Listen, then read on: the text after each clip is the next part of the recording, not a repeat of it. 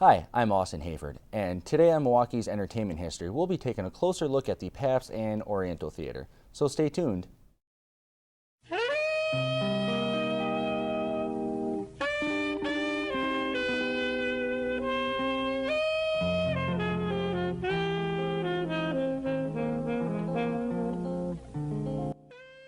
We're here at the Paps Theater, a landmark of Milwaukee, Wisconsin. It was built in 1895 and it is the fourth oldest continuously running theater here in the United States. It hosts over 100 different shows every year.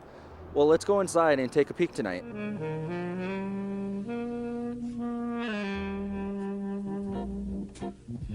The Paps Theater is located in the heart of downtown Milwaukee and has been a cornerstone of Milwaukee's entertainment experience.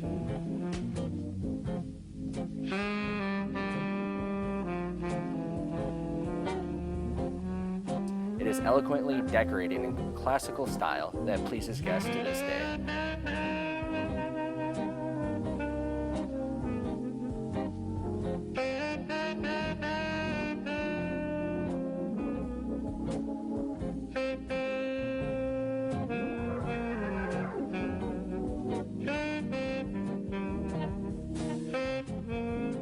I sat down with Andy Nelson, the PR director of the Paps Theater, and he told us about what he does for the theater and about the history of the Pabst. It's sort of a manager of miscellaneous. I mean, there's a lot of stuff that we do here. You know, our organization, the Paps Theater Group, manages 3 theaters, with the Riverside Theater, being the Paps Theater, and then also Turner Hall Ballroom.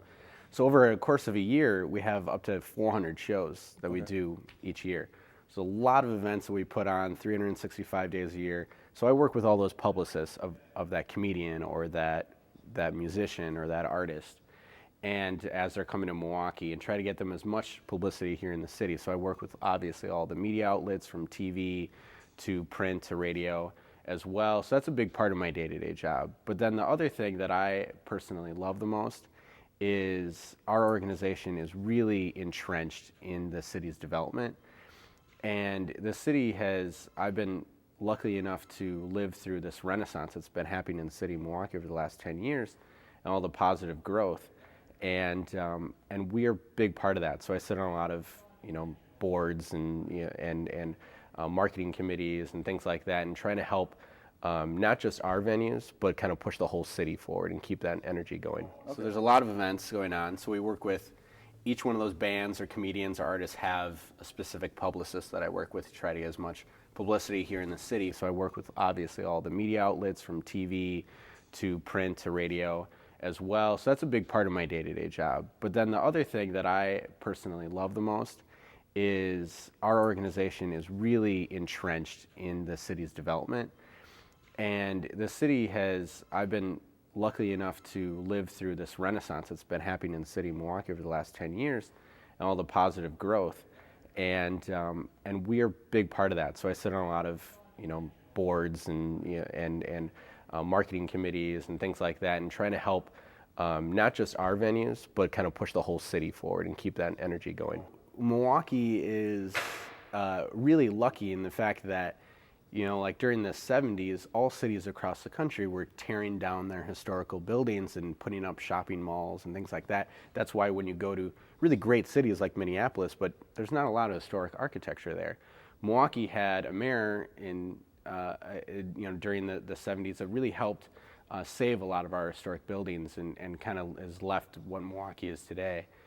We're actually, this year in 2013, we're really trying to consolidate that for the very first time in its over 100-year history, to really try to get to nail that down. The Pabst was burnt down in 1895 and was rebuilt.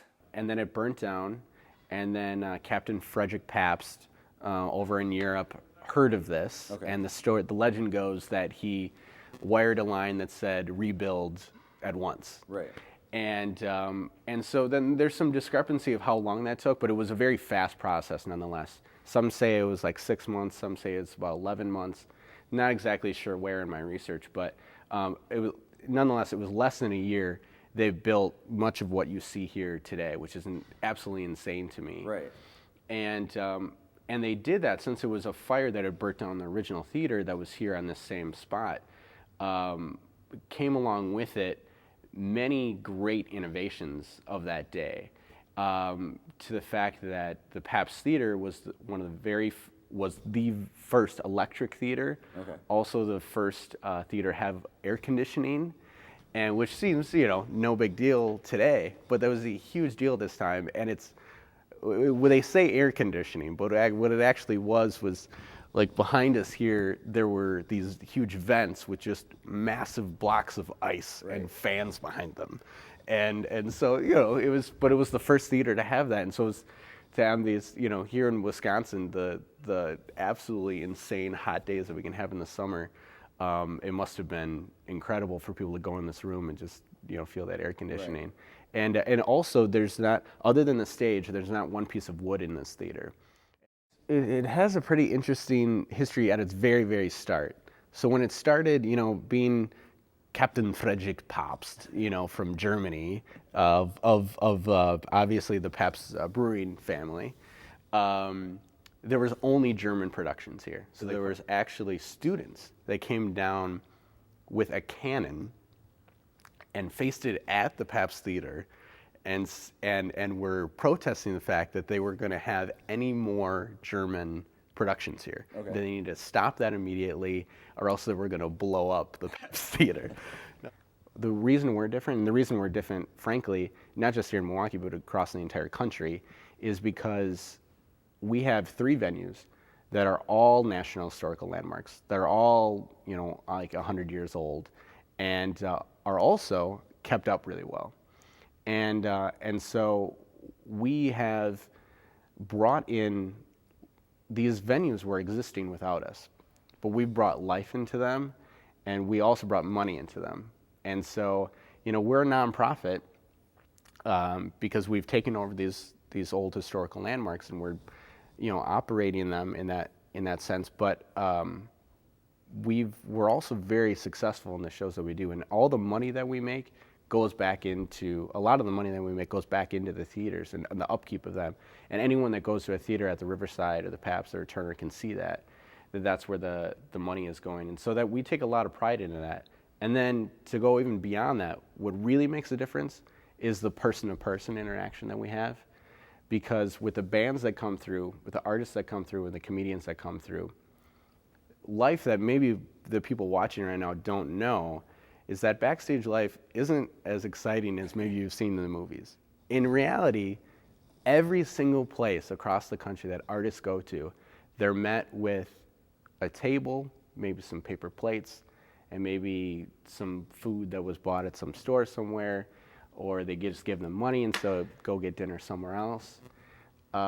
Here at the Paps Theater, we like to think that we have brought in Milwaukee hospitality.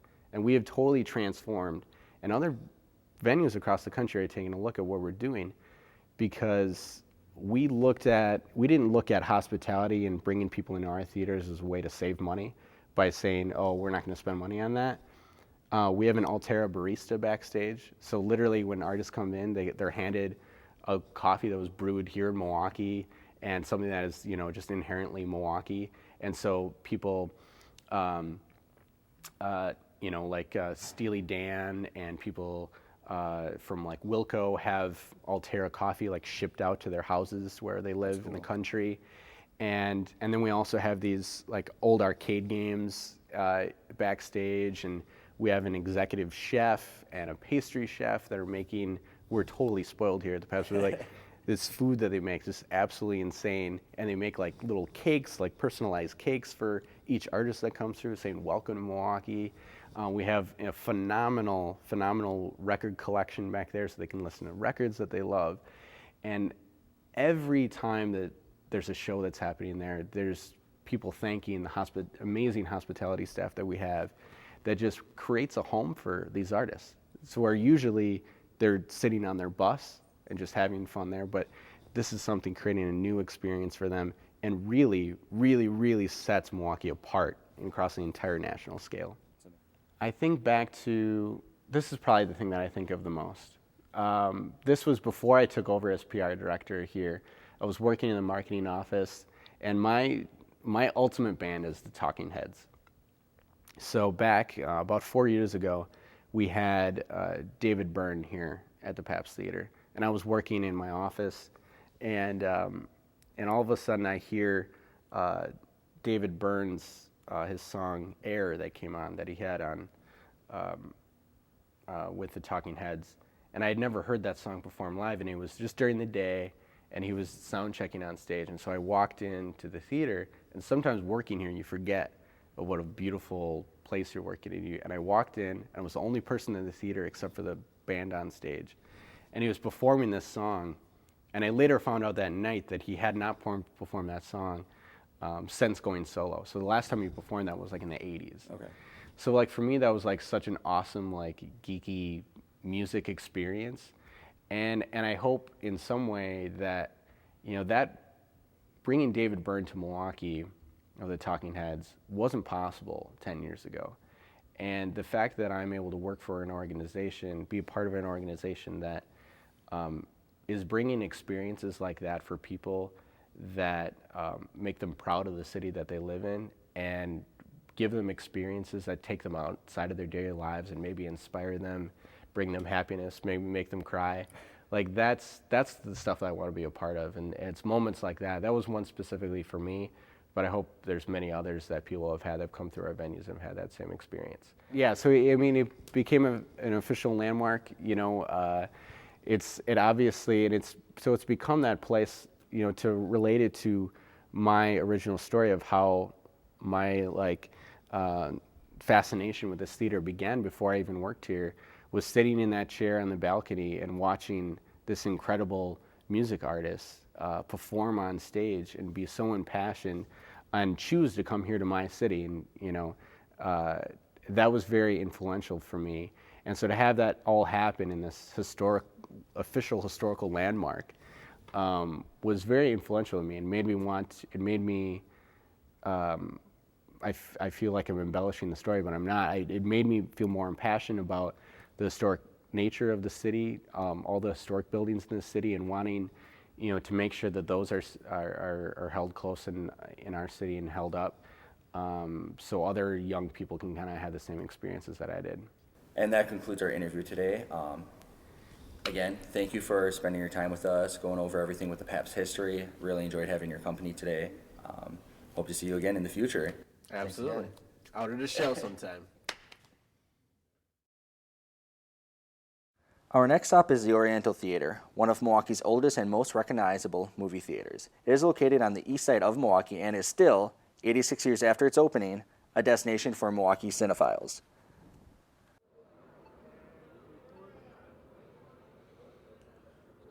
We're here tonight at the Oriental, Milwaukee's only Palace Theater left. Tonight they are showing the Rocky Horror Picture Show, which is the world record holder for continuous showings in the United States.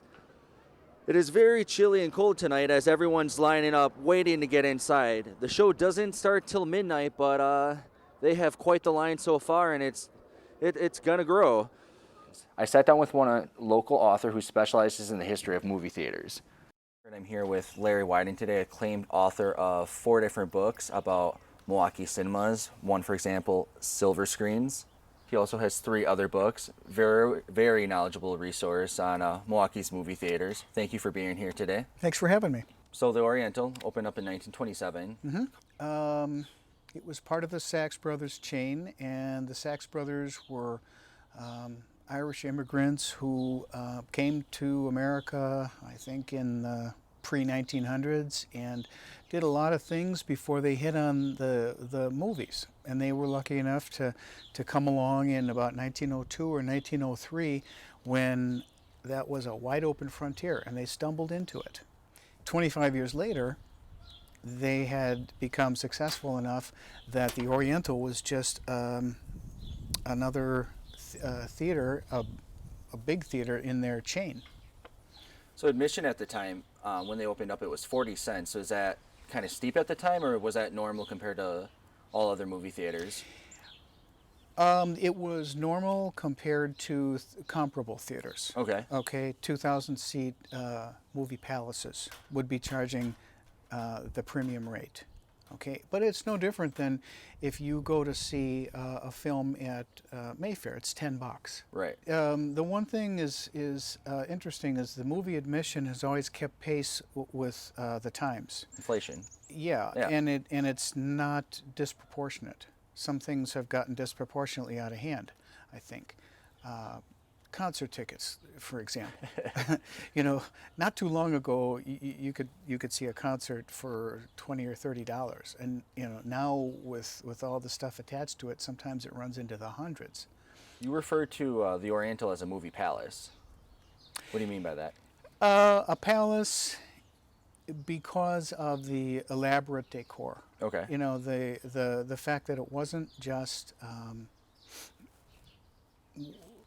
walls and seats and carpeting like a box. You know, it was much more elaborate, and the idea behind the palaces, which were actually started in the boom years of the 20s, was that you would the movie was just one more leg of the experience. You know, all of this around you would So it's the atmosphere. exactly. Yeah. So the minute you stepped in the door, you know, you're seeing the tapestries and the furniture and the paintings and the chandeliers and the murals, and so it was very elegant, and it was just something that for a lot of people was a treat. And to go and walk up that staircase, you know, with the lions on it, and that was, you know, these were elegant buildings. Right. And you know, as I say, they were started when the money was flying around in the in the early 20s, and by 1928 or 1929, whenever the stock market crashed, that was the end of building elaborate anything. Okay. I mean, pretty much construction in America ground to a halt in 1929, and that included these elaborate movie theaters. What you're going to see is a hodgepodge of styles. It's not pure to any one thing. Part of the fun of these movie palaces is that nothing like this really ever existed. People didn't travel in those days. So to call it the Oriental was kind of like saying, here it's on the other side of the world. You're never going to go there. Right. So you can't tell us this isn't what it looks like. So the architects, you know, they just gathered up their favorite Middle Eastern, Arabic, Indian, you know, it's just everything all put together. I would say the one thing is that it's not Oriental in the true sense of the word. It's anything but that. You know, it's just something that's 9,000 miles away. And so this is the closest you're going to get to it. Okay. Did the Oriental only show movies? No, they had a stage, and so it had a 7 or 8 unit show, a house orchestra, a newsreel, a cartoon, a couple of features, you know, some other things. Going to the movies would be basically like an event. Okay. You know, you'd pay your 40 cents, but you'd get 2.5 hours worth of entertainment that ended with the feature film. Cinematic adventure. Yeah. Yeah. Yeah, exactly. How many movie palaces still exist here in the U.S.? Do you know if? Oh, I don't know how many, but it's very few. Right. It's very few. Other cities. I definitely know in Milwaukee it's the only one that exists. Yeah, the Riverside counts. Does it? Okay. Yeah, because that was opened as a movie theater in 1927. You know, / vaudeville, stage shows, movies. That counts, even though that it was transformed into a performance theater only in the 1980s. Okay. It still started out as a movie palace. So we've got the two, and then we've got the Pabst, which showed movies from before the turn of the century. I don't know if I'd call it a movie palace, but it's certainly a theater palace. Right. Yeah. So I think, you know, Milwaukee, for the size of our city, You know, when you think Milwaukee, a comparable city would be Buffalo or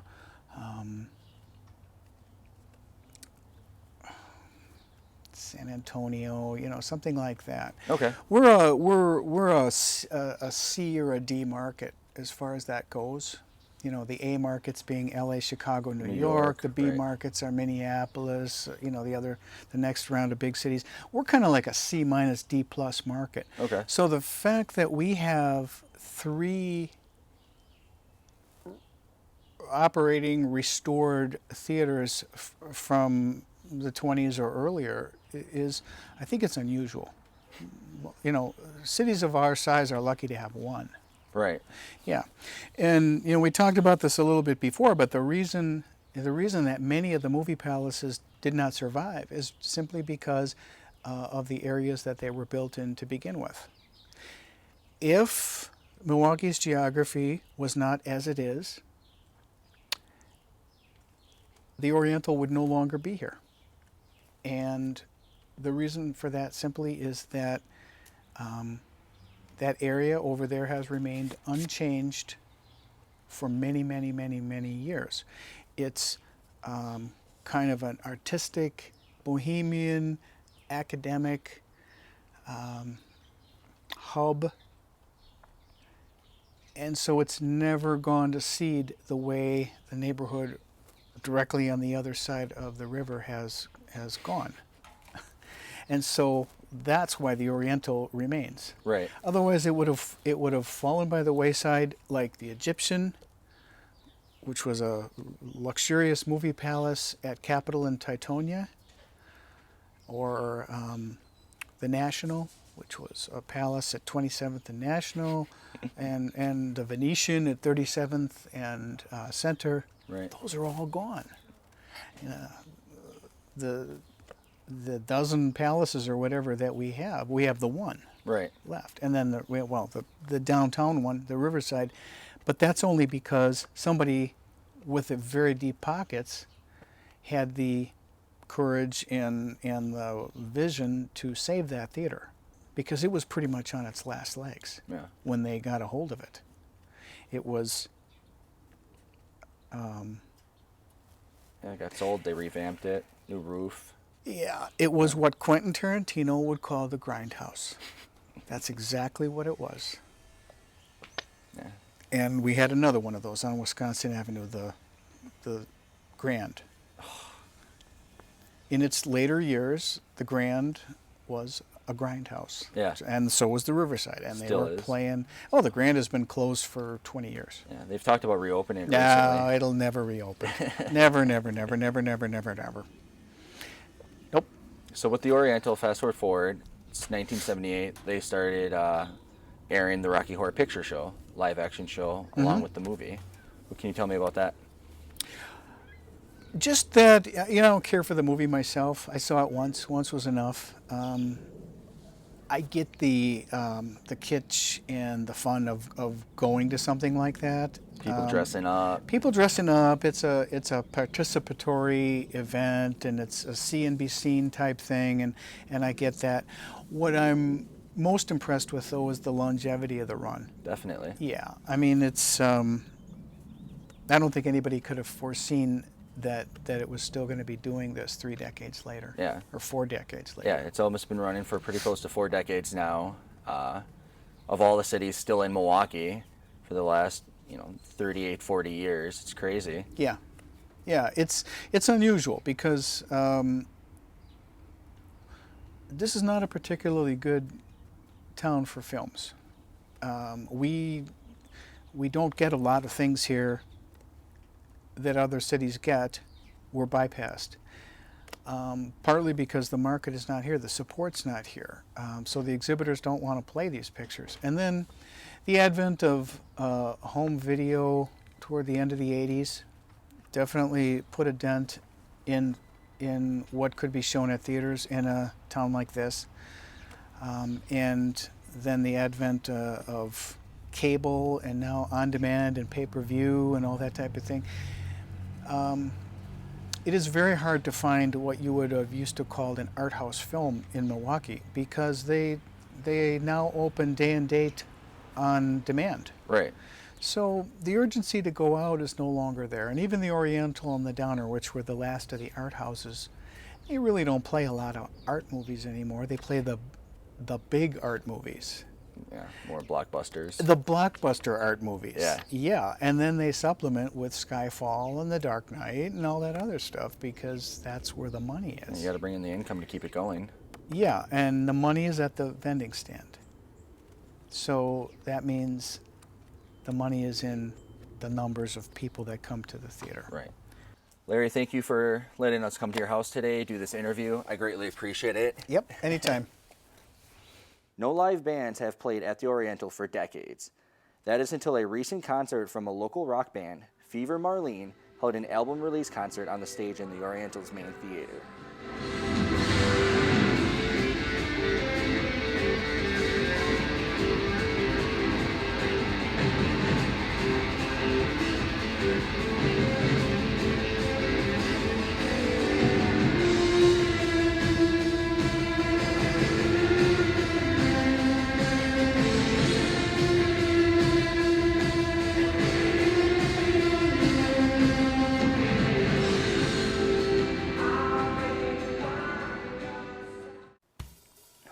Both the Pabst and Oriental theaters embrace their history as staples of Milwaukee's entertainment industry, and both are sure to continue serving the residents and visitors to the greater Milwaukee area with their own style and charm.